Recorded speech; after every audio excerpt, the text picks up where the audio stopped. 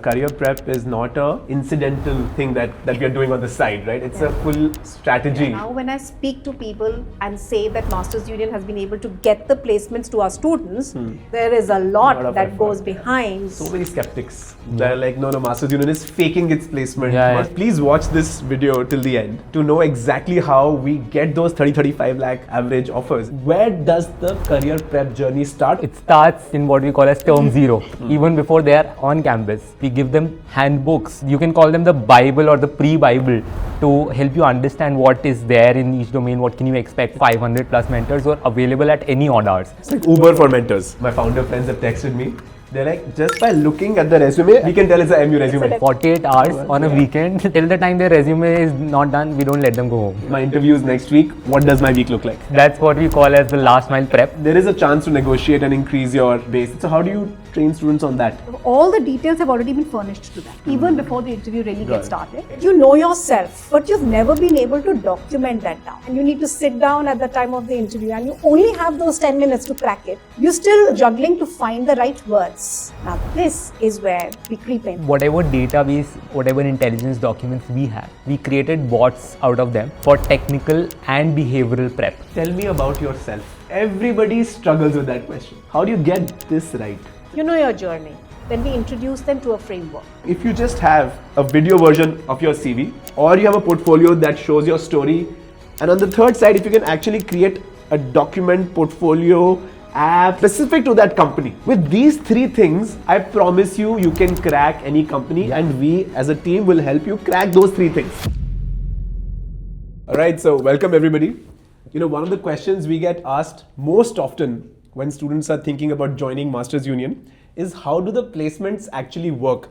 People see the average salary, the highest salary, the median salary, they see the placement report, but they don't really see what goes behind the scenes in making sure that that placement report can become a reality. How do these 200 offers come about?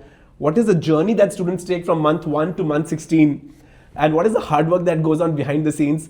Today we are going to try and uncover all of that. We're going to go into a lot of detail. So if you're thinking about joining Masters Union, please watch this till the end. We promise you a lot of stories, real stories, and real interventions that we do throughout the year. We will share all of that. So today we have with me the team that leads the career prep department, if we can call that, because it's now very large. We are 14 people strong. Yes, that's Vidhu. If I can introduce Vidhu, Vidhu is one of our former students. You went to NSIT, I think, yes. For engineering. Yes. And then you got placed at a company. I know that story, but that's for another time maybe. Or maybe it's one of the stories that we'll talk about. But then eventually he's come back to his home and he's now leading much of the efforts around how we prep students for placements. And of course we have Gopika ma'am. She's a behavioral expert and we'd love to learn what that means. I think it's a very misunderstood term, but she has had an illustrious career and she works with every student one-on-one on interview prep and so many other skills that they have to build through the year. But today we're going to try and unpack the entire journey. Looking all right. forward to this, And I want you to be as honest, as transparent, as vulnerable. Tell us what goes right and also what goes wrong. Sure. What we can improve, what we are still in progress of doing, right? All of those things I want to unpack. I want you to tell me one story, right, each, of one student over the years whose placement journey you are most proud of. Someone who's put in a lot of effort, someone who surprised you perhaps, or someone who completely jumped off the page, as we say, right? Yeah. So any story, and then we'll get into the month-over-month plan. Cool? Who wants to go first? Yeah, it was one of my first few initial days and I was interacting with these students. They came from backgrounds of Delhi University, the best of the colleges, and then also having on board with their best of internships as well. So I'll give you one example of one of our students. Her name is Arushi Gusen and she belongs to cohort 5. Correct. In our first interaction with her was that she comes from DTU, right? So Delhi top of the Technological top University, universities. And very well spoken, loves to do the public speaking and, you know, like a go hard getter for, you know, doing anything for the sake of getting the right job. Yeah.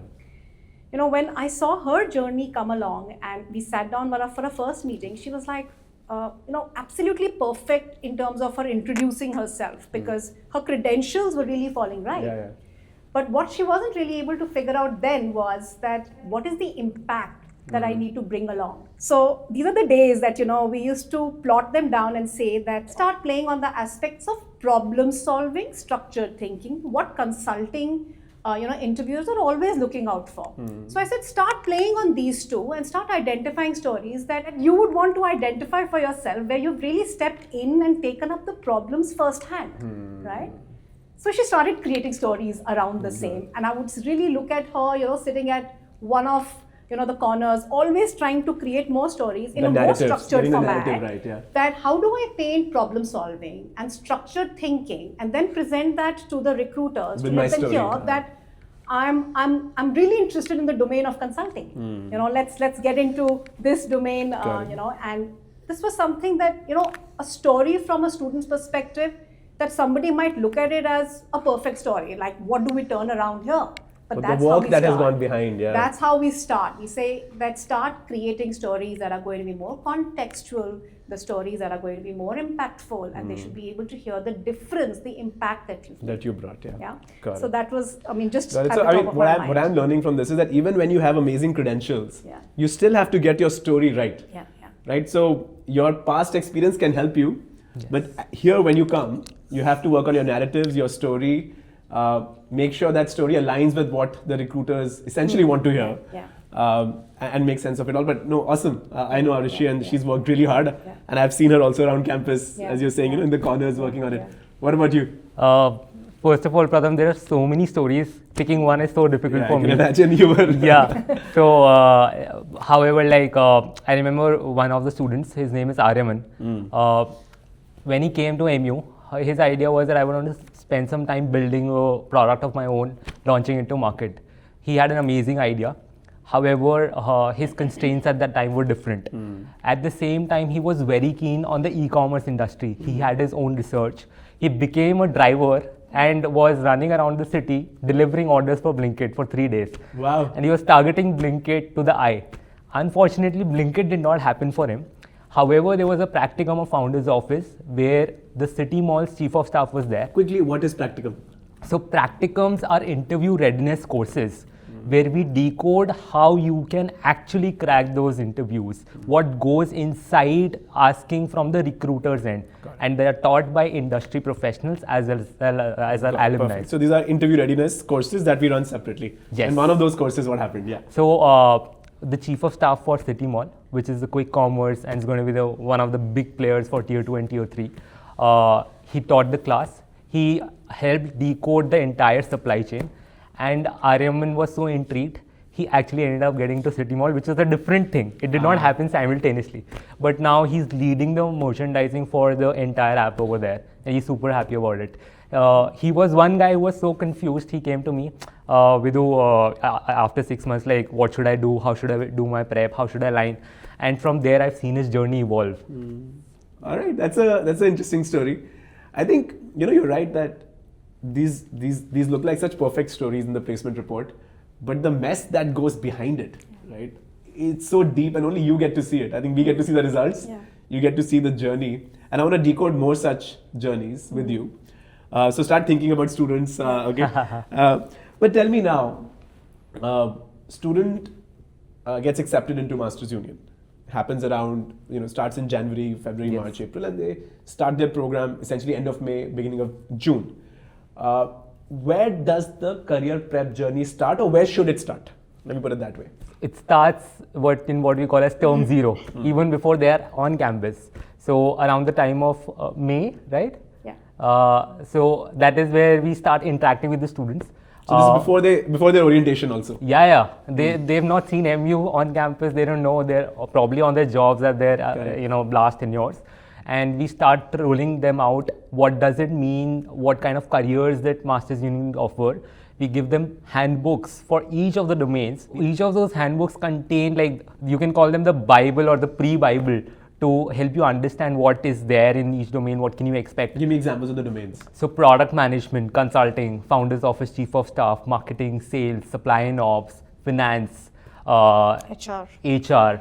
So these are the domains that we offer. 8 domains. 9 domains. 9 domains. Yes. Yes. Each domain has a booklet. Yes. Which we share with them. even before they come to Yes. campus. Yes. So that they have a mindset around, they start reading about those domains. Along with that, we also share a comprehensive behavioral handbook and schema of details, which Gopika What goes in that document? So, we started off this discussion by saying that, there's something that really goes behind the scenes, and what we work across is something that many actually do not know, which is the behavioral side of things. So we introduce them to the concept of that you know yourself, but you've never been able to document that down because you just feel that I know my journey, right? I know my strengths, I know my weaknesses, I know what my pitfalls. You've not written your book. But you haven't been able to ever document that down. So now when the chance comes and you need to sit down at the time of the interview and you only have those 10 minutes to crack it, you're still, juggling to find the right words. Now this is where we creep in and we say that now we need to document this down. We don't ask them to memorize the answers. We don't intend to do that at all. The only idea of making them write it down in the form of a handbook, and the answers are pretty simple. The questions that we call as CV-based questions, behavioral questions, what is time management to you, what has been your biggest challenge so far. Now document them down, plot them right there, start verbalizing so that when you're sitting in the interview, there isn't any junk language, or it's not like there is a lot of space in between and you're still thinking about picking the right experience. Now this is what a behavioral handbook really does. And if you're someone like me, when I was in college, I don't know which domain I need to go to. I am fully confused. I've come to MBA to figure out where I want to go, right? So with these 9 booklets, aren't you confusing me in Term 0 itself? So that's the narrative setting only there. I am giving you a holistic view of what you can build as a career at Masters Union. But the actual journey starts when you are on the campus. So day one, when they're here at campus, we start helping them understand which domain would be probably fit for you or help you choose the right domain for you. How do you do that? So we start across with career panels. It's a discussion with industry professionals and alumni who are on the board. We decode each of the domains, and all students are free to attend as online, or they can choose and attend all of them.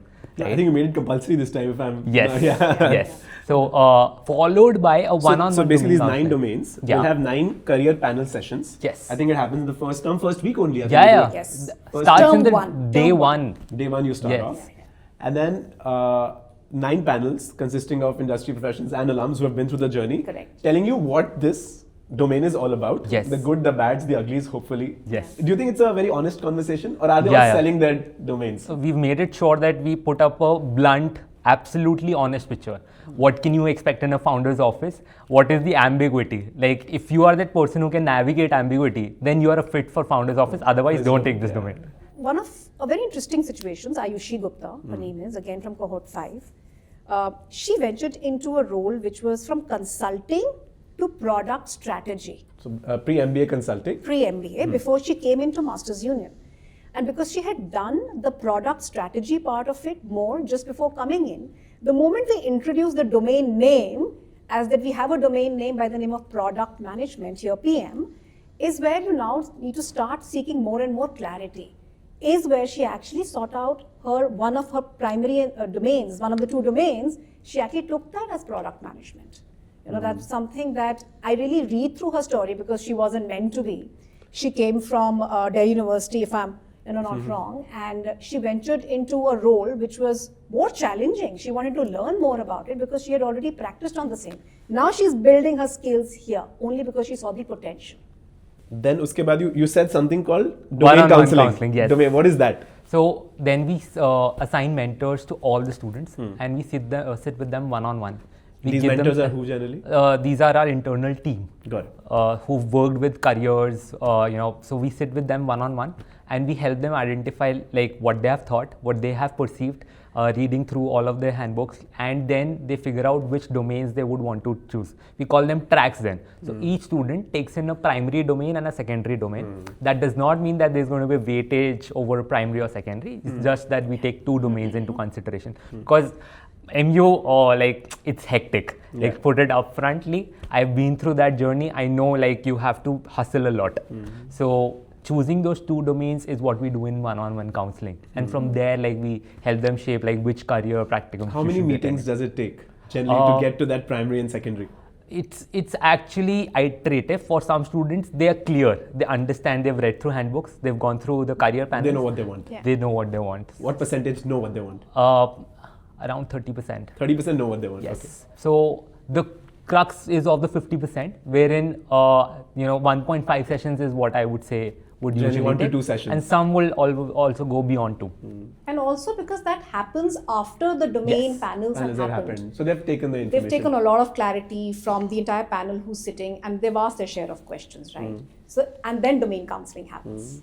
So they're pretty And then, clear of by course, then. they can always a plug for Mentor Union. Yes. I think we should talk about it right away. Sure. This is a platform that we have in-house where any student can go log in and get as many mentorship hours as they want.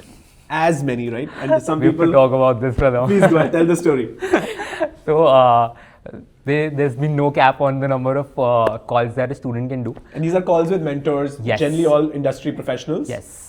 External as well as our alumni. Yes. We've got a plethora of mentors, or 500 plus mentors who are available at any odd hours. Yeah. So if a student says that I want to do a consulting case at 9 p.m. and go on the platform, there's going to be 3 mentors who are available. It's like Uber for mentors. Exactly. And I'm not sure if you've seen the stat. There are students who've done 200 plus calls in a span of less than 1 year on the platform. 200 calls in 1 year, that's almost 1 call every working day. If you think about it. Yeah. So And actually, I love that, by the way. Like, Yeah. you know, people who really make use of the platform and who nichodo the last thing they could get out of this college. And across testimonials, across, like, of course, we receive personal texts of students. They always have small mention that, hey, this has helped me. But on the big ones, like Ketan is one student. He specifically wrote that Mentor Union has been a contributor of 50% apart from my academics, prep, and in class, where he's been able to do prep with mentors. Similarly, Ashmita Malik, she was a student who spent 200 plus hours on the platform. She actually ended up getting into consulting role at A&M. Right, of course. And someone who went to BCG as well, right? Did lots of those Komal calls. Bansal. Komal, yeah. Yeah, she was the second one who tops the list. She's number 2 now. I thought she was number 1. But this is so awesome, right? Like, I mean, in term 1 itself, you can start doing these calls. And if you are confused about which domain to join, have as many calls, talk to as many people. But like, some people are shy. Let's be honest, right? I was a shy person. I remember you also were quite shy, if I'm not wrong, right?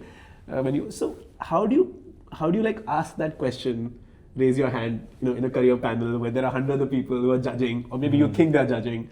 Or you're just a shy person. You don't want to ask questions. You don't want to how do you break that person's sort of insecurity? I think it just has to become extremely relatable, right? Because when we are talking about the real on-ground stories, I see people interacting. So, we had an interaction that I was attending the same. The Gabit founder came in, right? It was a 2-hour interaction Ex-founder on of stage. Zomato, On stage, this is like a new cohort sitting all together.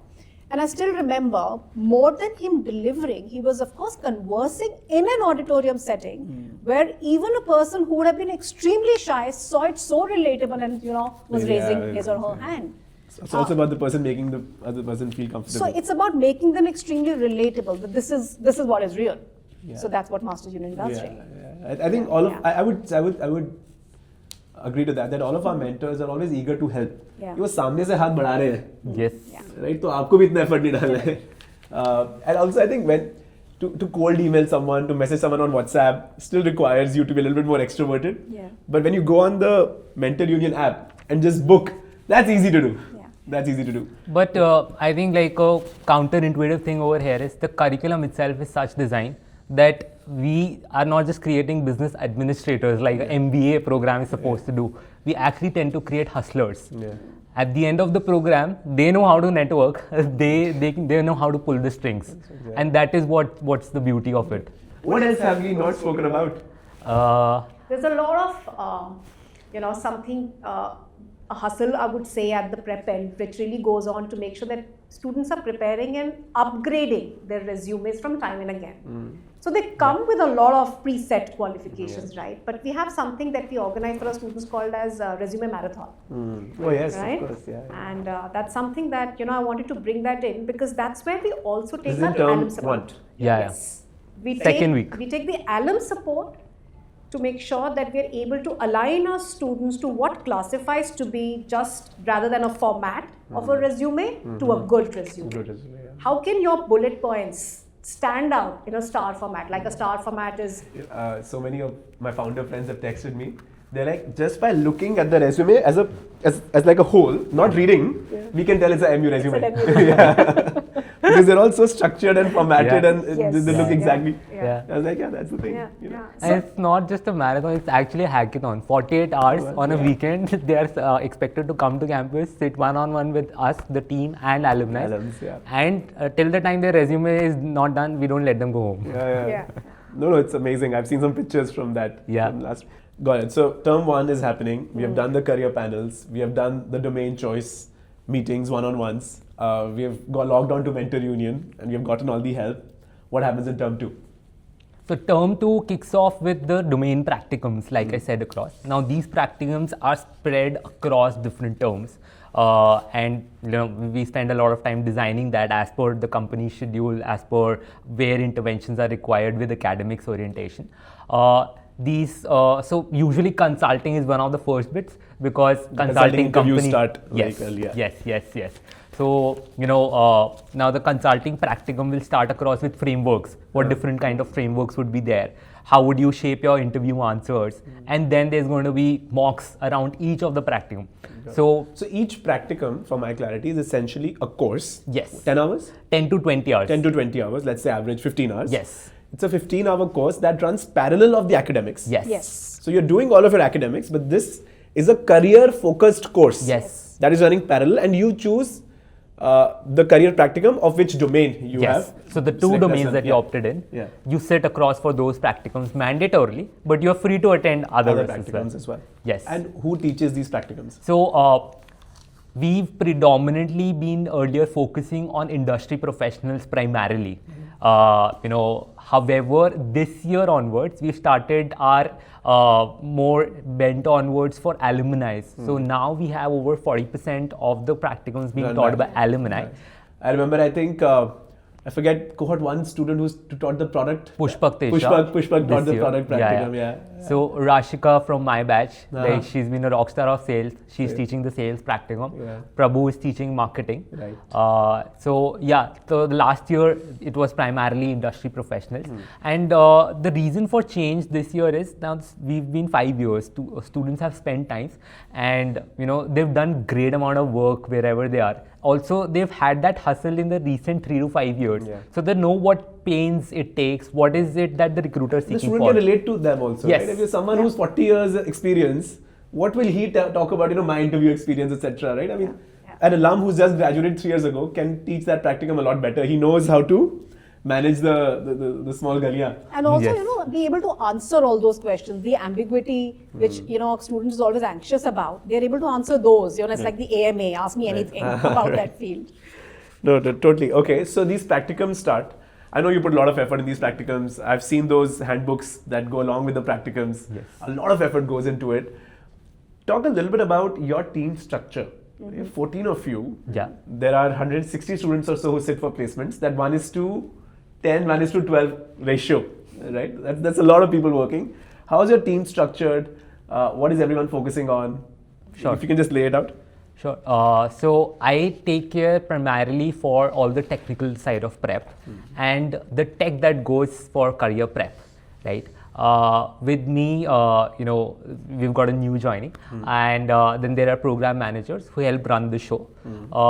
Similarly, Gopika runs the behavioral side of the show, which is a continuous engagement practicum, along with the resumes. So that's a separate practicum. Yes. Yes. So the behavioral practicum, Yes. this is important. Yeah. So you do your primary practicum, you do your secondary practicum, and you also do your behavioral practicum. Yes. So how many times on average does a student end up meeting you one-on-one?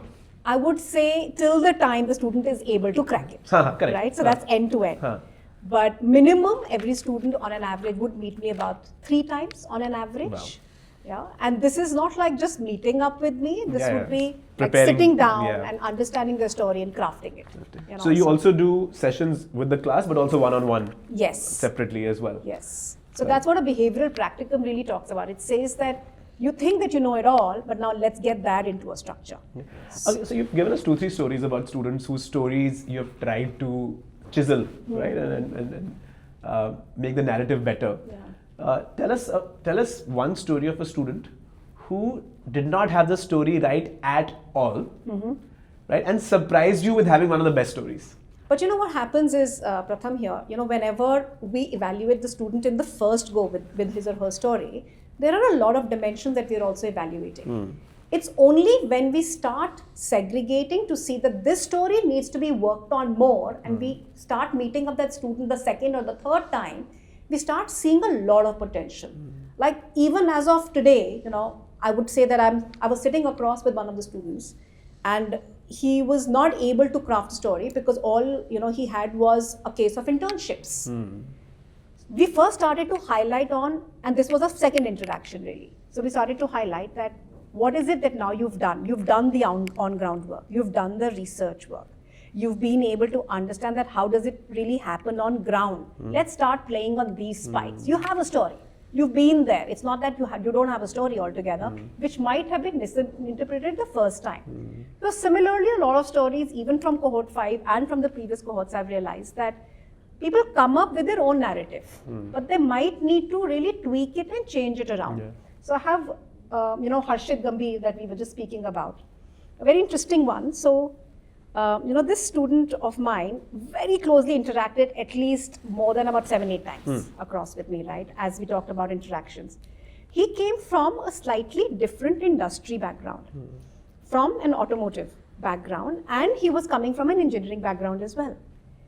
He wanted to venture into something that was, giving him more of a lead role, a leadership role, right? He didn't want to stick back to the industry as well. He got hired into Blinkit. Yes. Right? He got hired into Blinkit in spite of having a very different industry altogether. He was with Hero Motocorp.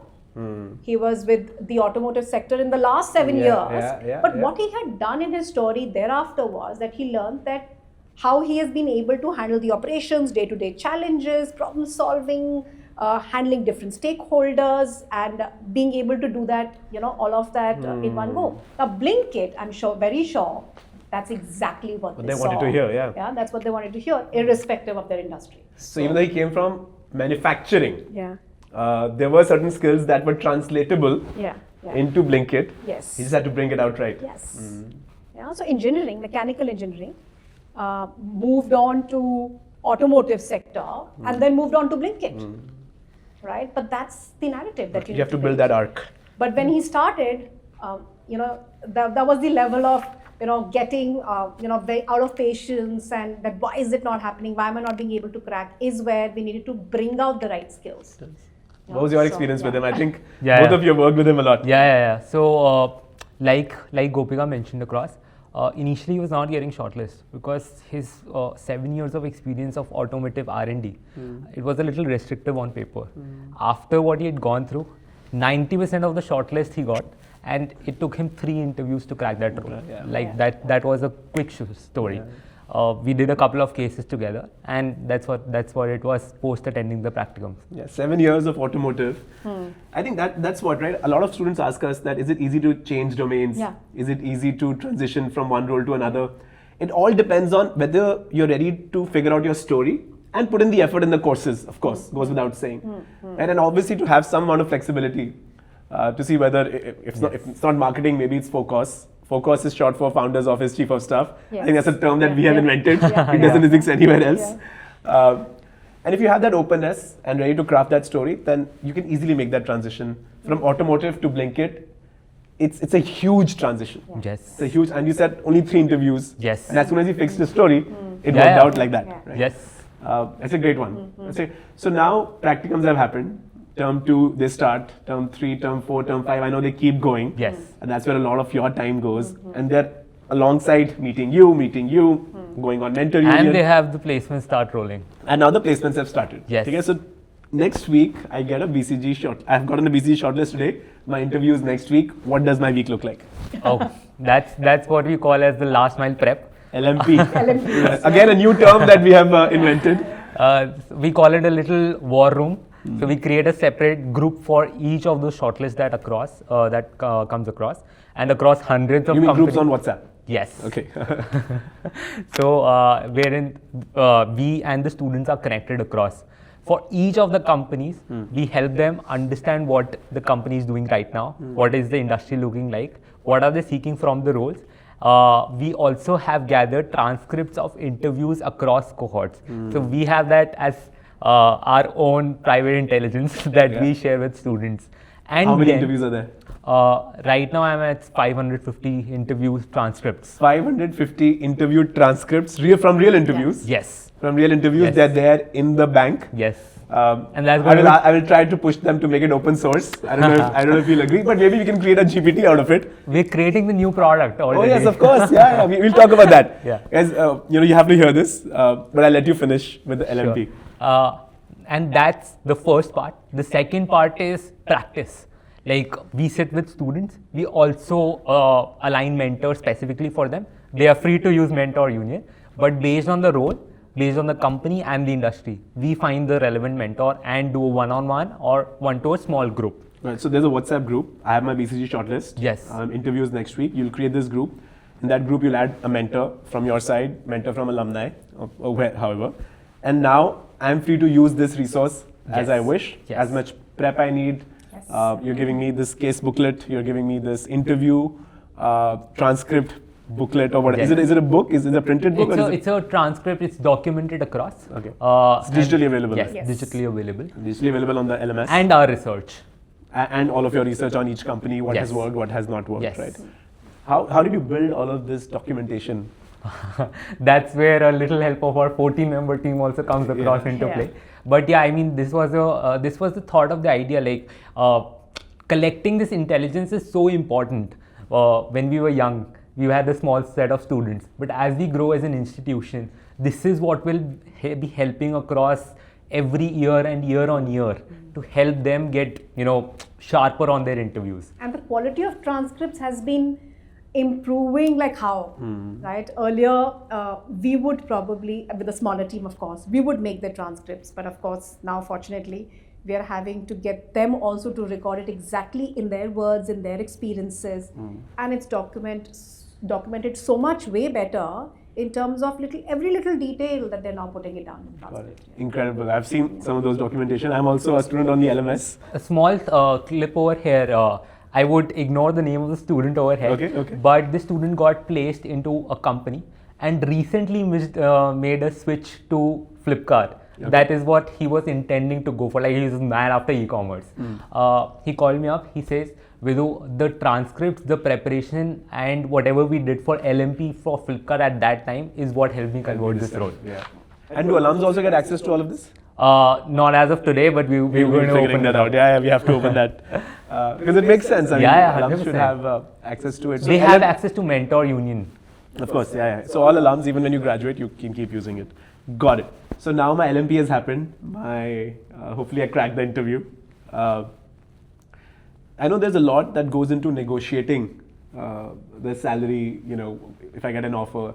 I know the outreach team also helps you guys there, but how do you train a student to negotiate? Because unlike in traditional campus processes where students are taken in batches, here it's a lot smaller, right? So one company would come and maybe take 1 or 2 students at one time.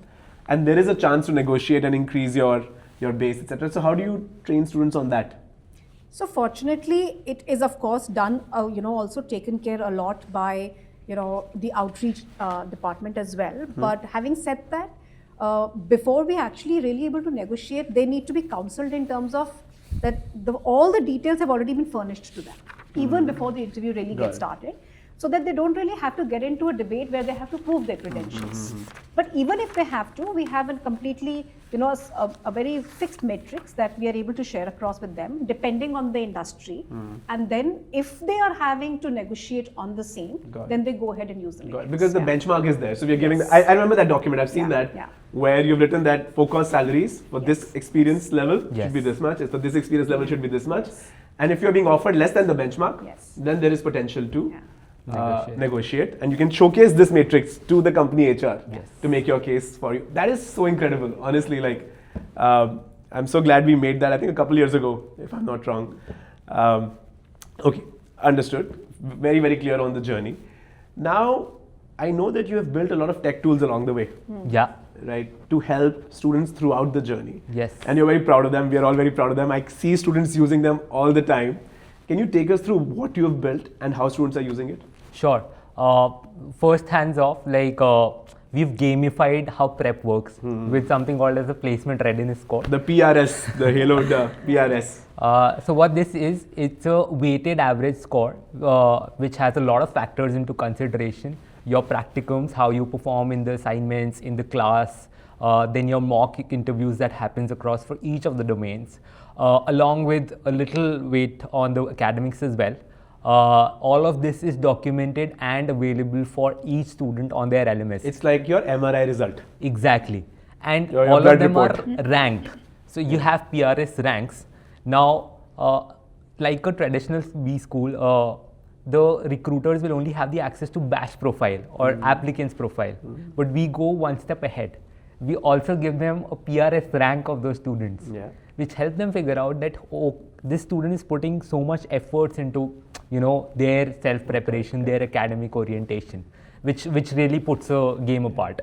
Yeah, so PRS essentially is a weighted average. It's a single number Yes. that is fed into by many other metrics, like how he's doing or she is doing in an interview with you, in the career practicum with you, what their attendance is like, how active they are on campus, how active they are in the hostel, how well they're doing generally, right? Yes. So it takes into account all of these metrics to create a placement readiness score. And I believe until a student gets to a certain placement readiness score, you don't even allow them to sit for placements, Yes, right? yes. And it's an evolving score. So when you progress through your journey is when your scores also get dynamically updated. So it's not that you're going to give a static rank and it's not going to change. It's very, very So dynamic. every day it's changing. So Yes. today that's the Very dashboard that we all refer to. So we exactly know as per their PRS rankings that who are my top 10 students who are performing really well in consulting, in supply, in data, in finance. Right. And that's exactly the same that we are able to now supply even when we're speaking to the companies. Got That it. what is So their please readiness? take care of your PRS, guys. Make sure, it's important to gamify because Yes. not to create competition, right? Yeah. That's not the idea. We want to make sure that every student gets placed at the right company, at the right level, at the right salary, all of that. And hardly, unlike in other business schools, there is competition between students, right? I think there's a lot of collaboration, which I see. But I think the gamification just keeps everyone on their toes, which is important, guys. Otherwise, Yes. we always see bottom 30-40% students slack off. Yes. This PRS keeps the pressure on them. And believe me, it's important. You may not like hearing this, but it's important to have that gamification in place. I've seen how much change it has brought. And if I can request the team to also showcase some screenshots of the PRS, if you can provide to the team, they'll put it in the video.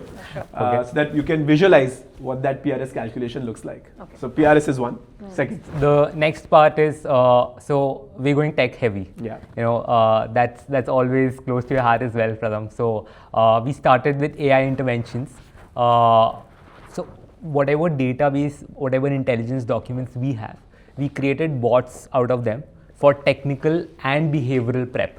I have a consulting prep LLM trained on GPT, which has the repository of R cases, of frameworks that you should use, that you can not only use to learn, but also practice cases. And when, so that was my thought of even creating this. But when we actually deployed, the use cases were expanded across. So it was used in peer-to-peer settings. It was also used to create cases for interview specific companies. Like BCG is coming in, BCG ka ye demand hai, give me cases for BCG specifically. Got it. That is one of the things. So case generator. What do you call it? We call it case GPTs. Case GPTs. Yes. Then this year onwards, while that is not what I would want to show them today, but we're going to talk about it next year, is interview AI, which is going to be... I think for C7 it will be there. Yeah, 100%. 100%. So for C6 also, I think we'll probably be able to launch. I'll Yes. push the team, don't worry. I know you're looking at me with those eyes. So yeah, the interview AI is going to take your preparation to a notch above, and we're going to integrate it with our LMS, wherein students will get the interview as soon as the interview through the interview AI platform, as soon as they get a shortlist. So it will work in this way that if you're selected or shortlisted in this company, the system will trigger and generate an interview based on that company for you, and then you will attempt it, get a score from the AI interview, practice on what is lagging, and we will further intervene. Got it. So and that model will be trained on all the transcripts that we have. Yes. And Yes. all the data that's that- already yeah. in progress. It's already in progress. Awesome. It all comes together, right? Yeah. With AI. Because Yes. today, with all the training that we're already doing with the bots that he mentioned, we have like behavioral bots in place, right? Wherein they can literally sit down and practice, and many times they come back to me and they say that, Gopika, we felt like it was you who's interviewing you behind the bot, but it was a little more liberal. I said, yeah, you need to come back to a Right. human still. I think it's a mix of both. You have to. Yeah. We can't leave it all to AI. Yeah. But one thing I've noticed, even when I'm interviewing candidates, is that tell me about yourself.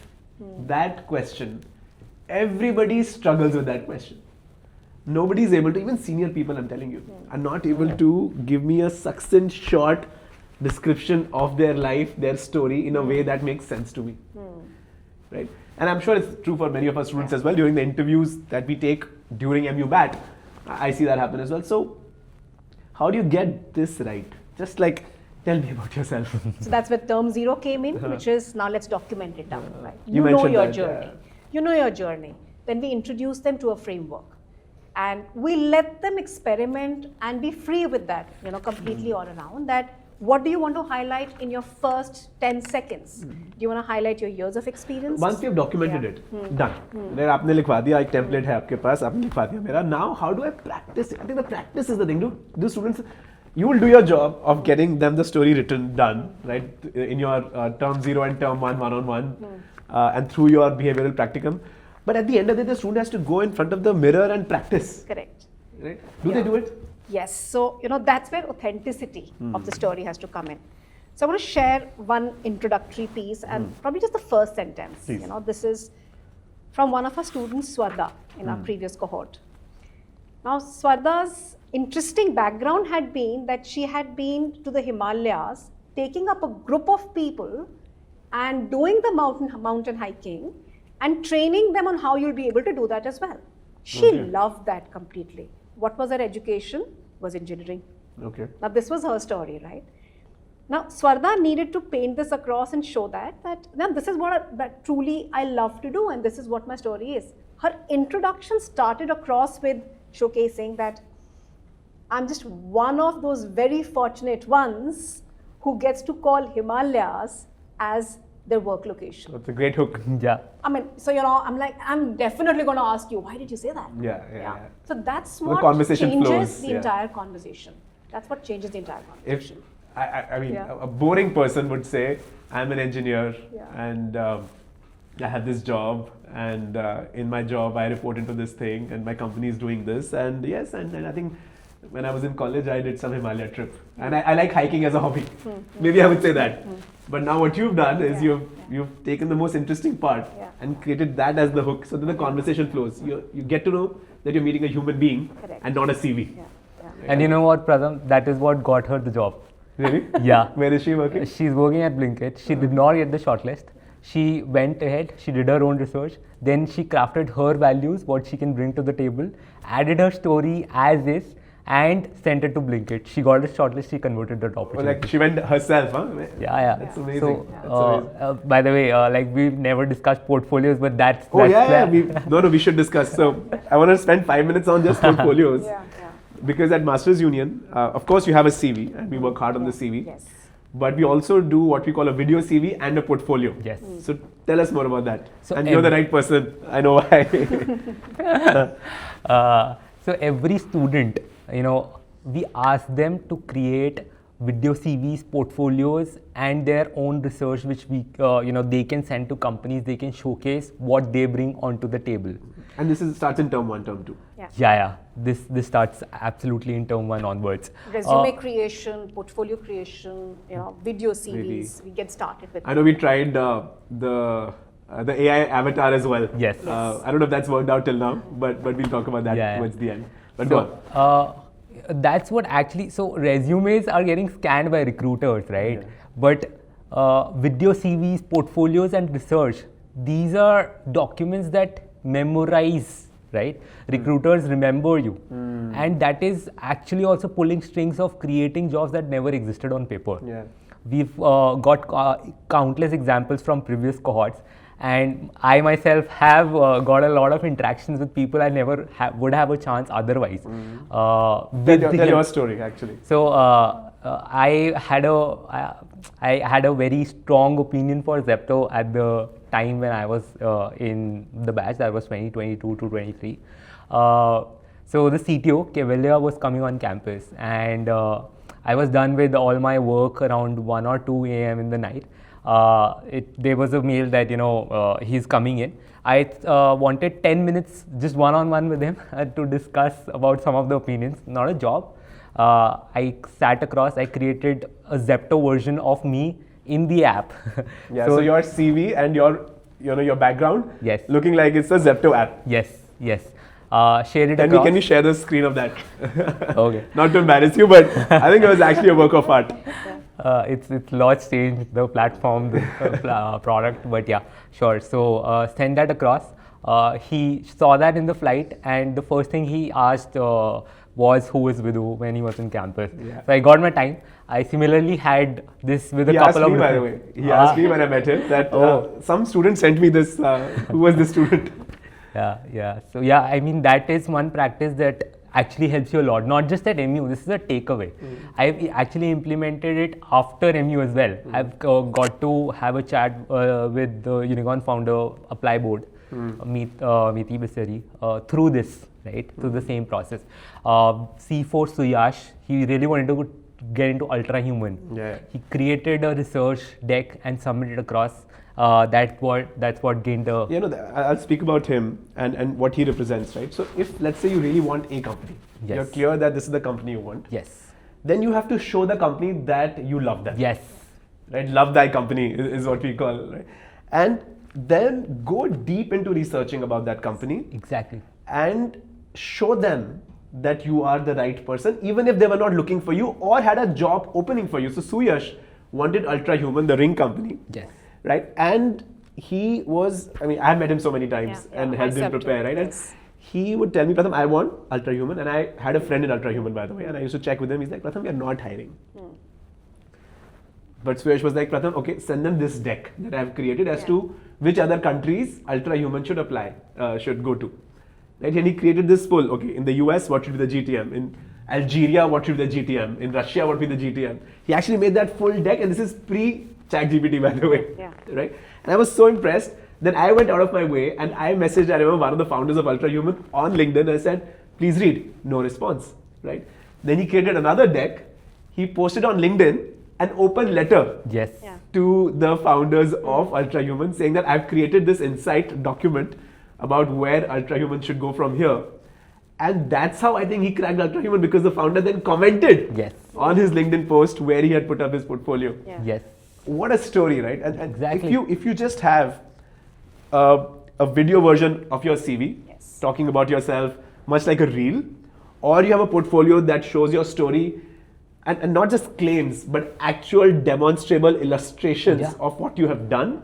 Yeah. And on the third side, if you can actually create a document, portfolio, app, thesis specific to that company. Exactly. With these three things, I promise you can crack any company, and we as a team will help you crack those three things. Yeah. Get your video CV made. We have a class on video CVs that Divyam runs. Our head of brand, he runs our class on video CVs. A lot of students have made very good video CVs. I will again request the team to put some video CVs here, please. And check those videos out. I remember I had posted about one video CV on my LinkedIn. Jatin Pratap. If you, please play his video CV right now. Let's pause this video. Play his video CV. Hello, my name is Jatin Pratap. I know on a daily basis you must be receiving multiple portfolios, resumes, reports, multiple things from various candidates. What sets me apart from these candidates might also be a doubt for you. Hence, I propose you to provide me with a problem statement and I will go ahead and solve it. You must be still wondering why even provide this man an opportunity. Hence, I would request you to kindly provide me a minute so that I can narrate my story. So it all began in my college where I sold Maggie out of a food truck. Eventually, I sold vegetables out of a mobile van and we sold this brand for a whooping 5 CR. Then I joined Dell as a sales agent, but worked my way towards becoming a sales guru because I closed $5 million in revenue and coached multiple people across the organization. Post that, I joined as customer success manager for a startup called Frugal, where I consulted and spearheaded loyalty programs for brands like Apronic, Screamstone, Basil, Chennai shopping malls, and many more. Do you also know that I helped a startup called Fundy to raise its initial round of funding up to 10 lakhs? My thirst for knowledge has never decreased. I got a PGP in data science from Purdue University. Due to my entrepreneurial journey, it fueled me to pursue an experiential MBA at Masters Union School of Business, where I won 14 national level case competitions across the biggest leagues like ISB, IMA, IM Lucknow, where I could test my skills of product management, strategy, marketing, machine learning, and many more. And this hunger never stopped till there. It even landed me a free scholarship to pursue product management fellowship at Next Leap. While all of this sounds fancy, but don't let the sales persona in me fool you. Let me prove my candidate by solving your case study, and then let's discuss further. Okay, so that's what you need to do. And if you do something like this, Yeah. it will turn eyeballs. Yeah. In fact, Ayushi, who landed up at MobiQuick founder's office, she presented a problem and a solution in a portfolio version, and that was the only conversation point during the interview with the founder. There you go. That's a great story to have. Like that's what you bring If to you the just table. go in with a CV, Yeah.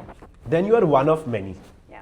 If you go in with a video CV, a thesis, some homework done, Exactly. you can open doors that did not exist. True.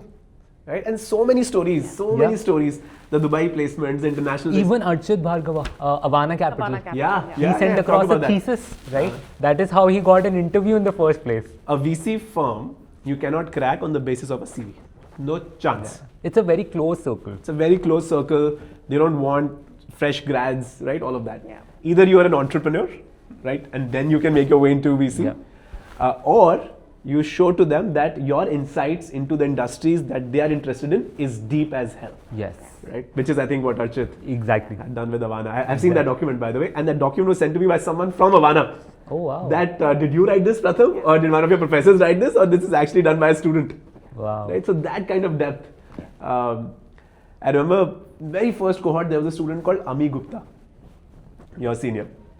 And he was applying to a edtech company called Jodo. And he read in some news article that Jodo is trying to expand into becoming a SaaS platform for schools and colleges for their admissions management. Okay. Okay, so he went ahead. Again, this is pre ChatGPT, pre everything. He created a deck with a full business plan. He created sample ads. He created a video ad. He created a lead magnet. He created the financial plan. And he said, hey, here's the entire business plan. Yeah. I know the founder personally. The founder called me and said, Pratham, this is better than the plan that I had made to pitch to my VCs. Wow. And Ami Gupta was working there for 3 years in founder's office. Yeah. In Jodo. He got it just on the basis of that homework that he had done for that company. In business schools where students are being taken by the truckloads or busloads, Exactly. can't do stuff like Exactly. Yeah, that reminds me of Himanshi as well from the previous batch, Yeah. who got absorbed at Emversity. She prepared a wonderful deck. She could always speak extremely well, but her deck was completely centered around her marketing strategy and strategic role that For she that can company. play Yeah. for that company. Yeah. And that was a deck to be seen. I mean, I told her, I said, this is a deck that needs to really go out and, you must share That's this. how you crack a dream role. And she was one student who was a little underconfident. What will happen to me? She wanted really, really badly to go into brand and content. She's AD at Emversity when she joined. By the way, straight out of MBA being an AD, it takes you years. And Associate director. Yeah. and in 6 months, she's being promoted to head of marketing. At Emversity. Yes. Imagine Really? that. Yes. Yeah. In Vivek's team. Yeah. The founder is a very Yeah. close friend of mine. Oh, no way. I should tell him, boss. Yes. What is this? You have to now give us a commission. But crazy, right? Stories like this is someone who's underconfident to now head of marketing 6 Exactly. months. Yeah. And you And talk to her, it's a she's $100 million, polished. $200 million startup. I mean, it's Series B, Series C. I don't Yeah. know where he's reached. And her Yeah. experience revolved around sales as well, growth as well, brand and content at Josh Talks as well. Oh, I know. Now I remember Yeah. you're talking So about. that's yes, of that's course. how Yeah, she yeah. played around to get that role for Emversity. That was really nice. And this is not a very tough thing to do. And I mean, Exactly. I know there are so many assignments you get. Like for example, I remember there was a girl, Pooja Arti in cohort 1. Yeah. I have all cohort 1 examples because I used to work with them myself. Yeah. She was clear about Tinder and Netflix. I'm like, boss, these are two very small, I mean, they're large companies, but the India teams are very small. Yeah. Right? And it's a closed group of people, they don't recruit. Right? And so I remember she made her CV in the form of a Netflix show. Oh, nice. Yeah. Right? And I think we use it as an example even now. Yeah. And she made me send it to my connect at Netflix. It was some random connect. And the guy got back saying, whoa, I've never seen something like this. I can show you the screenshot of that. Please take a screenshot from me. I will show you. Right? Like, this is amazing. We are not hiring, but deep respect for this person. Let me know if I can refer her somewhere else. Yeah. For Tinder, so in marketing class, you have to build a video marketing sort of a campaign. You have to make an ad. Yeah. Right? So instead of making an ad for a random company, make it for the company that you want to apply to. Yeah. Put it on LinkedIn, tag the founders, 9 out of 10 times they will respond. That's how I have done a lot of my hiring, by the way. Like, you know, send me an interesting email, send me an interesting LinkedIn message, something that adds value to me. You know, this one time, a student from a different college approached me by pointing out 6 spelling mistakes on my website. Okay. That was 6 spelling mistakes on your website. And website is such a large thing. And Yeah. some spelling mistakes will be there. Yeah. Right? That person got hired by us within 20 minutes. No interview, no nothing. Eye for detail, huh? Eye for Yeah. Eye for detail and hustle. Yeah. Hustle, right? And she worked on our content for good 4 years. Yeah. And no work experience, no nothing, coming straight from college. Wow. Right? And I've given this example to students, and a lot of students have done something similar. Where like, just write a case study on a company, post it on LinkedIn, you know, tag the founder. Yeah. It will turn heads. And Yeah. not only national, I mean, they're going international now. Yeah. You know, the last cohort also we had Yash Mehta. Yeah. You know, that reminds me, who's been able to get through Puffy. Yeah.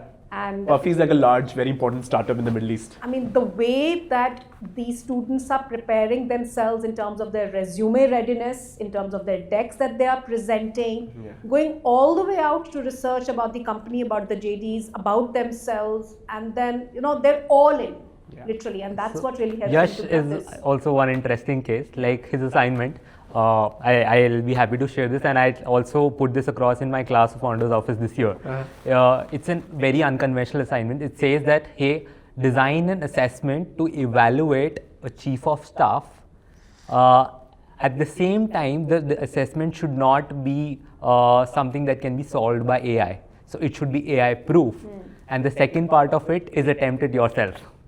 So it's asking you to create an AI proof assessment, at the same time solve it. And you should see the deck. Like that's the class apart. Even I know partners in consulting firms would not be able to create that quality of a deck. And that's also like LMP, like we were sitting in Tarsi, we were brainstorming when we thought of creating a personality and a technical framework, and then included those questions. But crazy work. Yeah, no. International has been crazy, 30 placements internationally. Do you have to change your process for international placements, or does it remain the same? So every job description will come across always with a different set of expectations, of course. So that's something that we, of course, definitely prepare them, and especially in the culture fit round.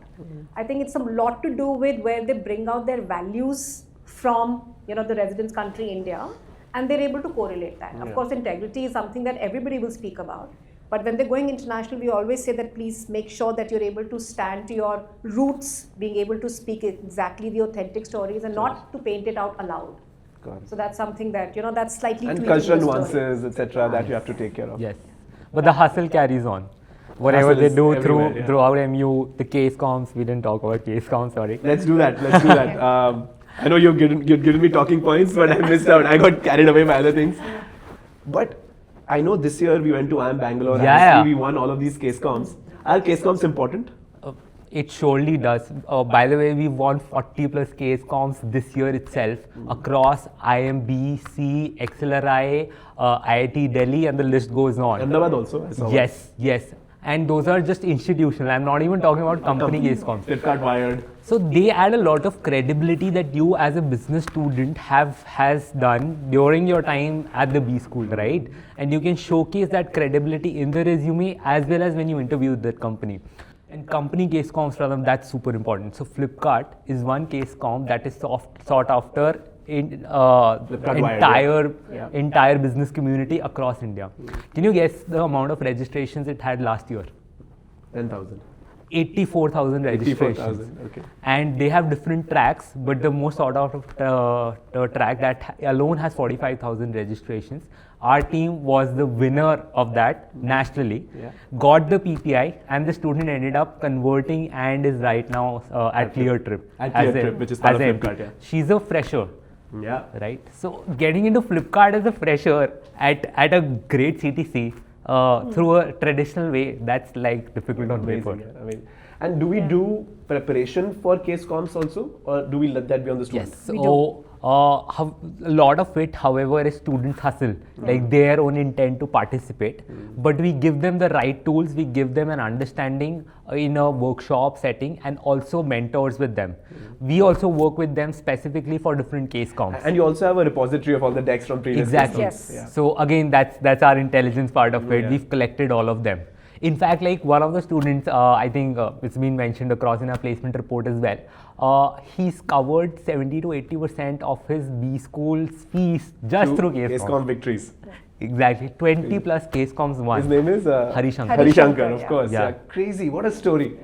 What a story that you're paying back your entire B school fees. Exactly. Through case comp victory, money grants or whatever it is. What that you started get. on Unstop, really, registering from there to places like, where, there's absolutely, you can just break out from the traditional way of looking at for jobs placements, and looking at different avenues of breaking in. Like Ritik Sera from a previous batch was somebody who was a classic example of case comps. Very confident, but because he was extremely outgoing, leadership and experience in case comps was so much that he always came out very articulate in his answers, because that's what it teaches you, really. And I think we just as a side thing, if students come back victorious or top 5, we pay for their All is sponsored. everything is sponsored by the way.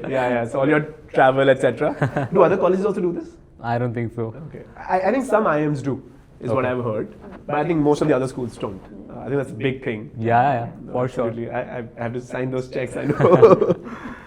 No, awesome. Anything else that we haven't yet? A lot of things in the way forward, and that is Let's why. talk about that. What's your plan for next year? So doubling down on tech, like we're going to be creating more products around that. So all the transcripts, we're going to streamline that into a central product, which we're going to be calling as Launchpad. I hope that's ready soon. Got it.